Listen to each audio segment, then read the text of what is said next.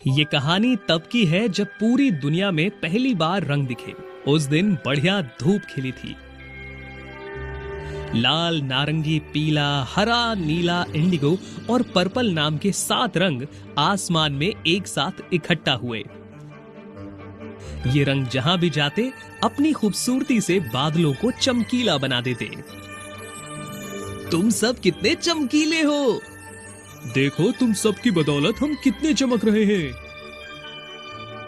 हालांकि उन रंगों को एक दूसरे से जलन होती थी। ये सब मेरा कमाल है। उन लाल बादलों को देखो, वो कितने अच्छे नजर आ रहे हैं। नहीं नहीं, उन पीले बादलों को देखो, वो गजब के खूबसूरत दिख रहे हैं। तुम बेवजह बहस कर रहे हो। बादलों में असली खूबसूरती तो मेरी वजह से आती है। तुम सब गलत हो। ये खूबसूरती मेरी वजह से है। मैं हूँ इस खूबसूरती के पीछे। तुम सब गलत हो। नहीं, मैं हूँ। तुम सब कितने मूर्ख हो। मैं सबसे शक्तिशाली रंग हूँ। 7 रंग चिड़चिड़े हो चुके थे और उनकी बहस और तेज हो चुकी थी। अरे, ये मेरी वजह से है। मैं जीवन का प्रतीक हूँ। उन शानदार पेड़ पौधों को तो देखो, उनमें मेरा रंग भरा है। मेरे कारण बसंत आने पर सब कुछ हरा भरा हो जाता है। मेरे ना होने से सब कुछ डरावना और खत्म सा लगेगा। इतना ही नहीं, उम्मीद का प्रतीक हूँ मैं। लोग उलझनों में भी मेरी कल्पना करते हैं। निसंदेह मैं सबसे बढ़िया रंग जो हूँ। बकवास बंद करो। तुम्हारा हरा रंग मेरे नीले रंग के सामने कुछ भी नहीं है। विश्वास ना हो तो आकाश को निहार लो और धरती पर समुद्र देख लो। तुम्हें सच में लगता है कि तुम मेरे सामने कुछ हो? मैं ही पानी का रंग हूँ। अगर मैं ना होती तो तुम्हारे ये पेड़ पौधे जीवित भी नहीं रहते। पानी कितना जरूरी है जीवन के लिए। मेरे रंग के बिना इंसान, पेड़ पौधे सब बेहाल हो जाएंगे। मैं शांति का प्रतीक भी हूँ। आखिर इस पृथ्वी पर युद्ध किसे चाहिए? इसीलिए मैं सर्वश्रेष्ठ हूँ।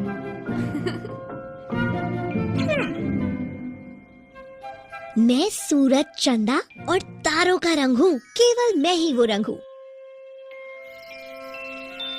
जो तुम्हारे जीवन में खुशी और ऊर्जा का संचार करता हूँ। मेरे बिना तो दुनिया में सब कुछ अंधकार में डूब जाएगा। मेरा रंग शक्ति और समृद्धि का प्रतीक है। क्या तुम में से किसी ने भी किसी भव्य महल को बिना चमकीले रंग के देखा है? तुम लोगों को सोने की छड़ी देखनी चाहिए, वो कितनी खूबसूरत है। अच्छा, तो फिर ये साबित करने के लिए काफी है ना कि मैं सबसे बेहतर हूँ। तुम सब कितने मूर्ख हो। मैं सबसे शक्तिशाली रंग हूँ, क्योंकि मैं ज्ञान और समझदारी का रंग हूँ। सभी मेरा कहना मानते हैं, क्योंकि जो ज्ञानी है वही सर्वश्रेष्ठ है। मेरे रंग के बिना तो सभी मूर्ख बन जाएंगे। मैं प्रेम और ईमानदारी का मूल रूप हूँ, इसलिए मैं इस दुनिया में हर जगह मौजूद हूँ। सभी तो पर्पल को बाकी रंगों से ज्यादा पसंद करते हैं, क्योंकि मैं रहस्यों से भरा हूँ और बहुत प्यारा रंग हूँ। रुको रुको, थोड़ा मुझ पर ध्यान दो। मैं स्थिरता और सूक्ष्मता से भरा हुआ रंग हूँ। मैं बहुत जरूरी रंग हूँ, क्योंकि मेरा जुड़ाव आत्मविचार और परिपक्वता से है। मेरे बिना कुछ भी खास नहीं रहेगा। मैं विश्वास को दर्शाता हूँ। मैं हर क्षण की झलक हूँ। जीवन में स्थिरता बनी रहे, इसके लिए मेरा होना अति आवश्यक है। फिर तुम सबसे अलग हो, अनूठा हूँ। मैं हूँ इस खूबसूरती के पीछे। उन स्वादिष्ट और गुणों से भरपूर फलों की तरफ देखो। संतरा, पंपकिन, गाजर, पपीता, इन सब में मेरा रंग अधिकता है। सभी को अपनी ऊर्जा और स्वास्थ्य को संतुलित करने की जरूरत होती है। मैं युवा, जोश, विश्वास, नवीनीकरण का प्रतीक हूँ। शानदार दुनिया के लिए इस सब का बड़ा महत्व है। तुम सबसे मेरी तुलना हो ही नहीं सकती। मैं सर्वश्रेष्ठ जो हूँ। बहुत हुआ, मैं खून का रंग हूँ, जीवंत और जज्बे का रंग हूँ। किसी भी जीवित प्राणी के लिए मैं जरूरी हूँ। उस आग की तरफ देखो, वो दुनिया की सबसे जरूरी चीज है और वो मेरे रंग की है। मैं प्यार और जज्बात और उत्साह का रंग हूँ। दुनिया आखिर मेरे बिना होगी भी क्या? अगर आप सब अपनी जीवन क्षमता खो देंगे तो दुनिया काले और सफेद रंग में उलझ कर रह जाएगी। इसलिए मैं तुम सबसे ऊपर हूँ, मैं तुम सबसे जीतती हूँ। बहस का कोई अंत होता नहीं दिख रहा था। हर किसी के अपने कारण थे। सातों रंग चिड़चिड़े हो चुके थे और उनकी बहस और तेज हो चुकी थी। अपनी अपनी बढ़ाई कर लेने के बाद सभी रंग एक दूसरे से अलग हो गए और सभी ने अपने आसपास बादलों का घेरा बना लिया। सूरज ऊपर से ये सब देख रहा था। उसने सोचा, इन बेवकूफ रंगों को मैं कैसे समझाऊं जिससे खुद को सबसे बड़ा बताने की इनकी सोच बदले। सूरज के दिमाग में एक आइडिया आया। उसने एक बड़े ग्रे बादल से मदद मांगी। ये ग्रे बादल खुशी से सहमत हो गया। ग्रे बादल ने धीरे धीरे अपना आकार बढ़ाया। ये अचानक से आसमान को क्या हुआ? सूरज, तुम कहाँ हो? मुझे तुम्हारे साथ इस तरह लुक्का छुपी कर खेल नहीं खेलना। अचानक बिजली कड़की और जोर की गड़गड़ाहट हुई। हवा चलने लगी और ग्रे बादल से पानी बरसने लगा और फिर बहुत तेज बारिश शुरू हो गई। बारिश बहुत तेज हो रही थी जिससे सभी रंग डर गए।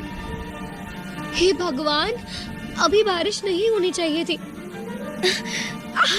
बारिश की ये बूंदें मुझे चोट पहुंचा रही हैं। कोई मेरी मदद करो। हे भगवान, ये बादल मुझे जल्द ही उड़ा देंगे। इसी तरह बारिश होती रही तो सारे फूल पौधे बाढ़ की चपेट में आकर मर जाएंगे। ये बारिश की बूंदें कितनी उद्दंड हैं। ये जगह है। मौसम इतना डरावना है कि मैं कुछ भी सोचकर शांत ही नहीं हो पा रही हूँ। जल्दी आओ, हम सब इकट्ठे होकर एक दूसरे की मदद करते हैं। यही एकमात्र उपाय है इस भयंकर तूफान से बचने का।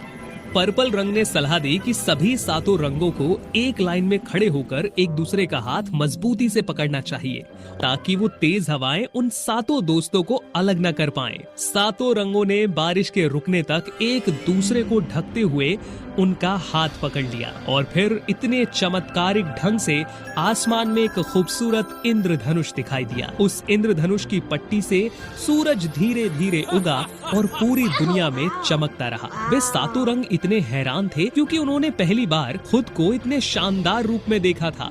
कोई बताएगा क्या हुआ है? ये हम सब हैं, हम सब इकट्ठे ऐसे नजर आते हैं। कितना सुंदर नजारा है। हम सब एक साथ सूरज की तरह चमक रहे हैं। रंग के बिना तो सभी मूर्ख बन जाएंगे। ये तुम सबकी खूबसूरती है, तुम्हारी शक्ति है। एक दूसरे से जलते हुए तुम इस बात पर ध्यान नहीं दे पाए। हर रंग के बनने के पीछे एक कहानी है और एक उद्देश्य है। जैसा कि तुम सब समझ चुके हो कि तुम सब मिलकर ही जीवन को खुशियों से भर सकते हो। अब अभिमानी और स्वार्थी होना बंद करो, बल्कि इकट्ठे होकर रहना सीखो ताकि दुनिया को और बेहतर बना सको।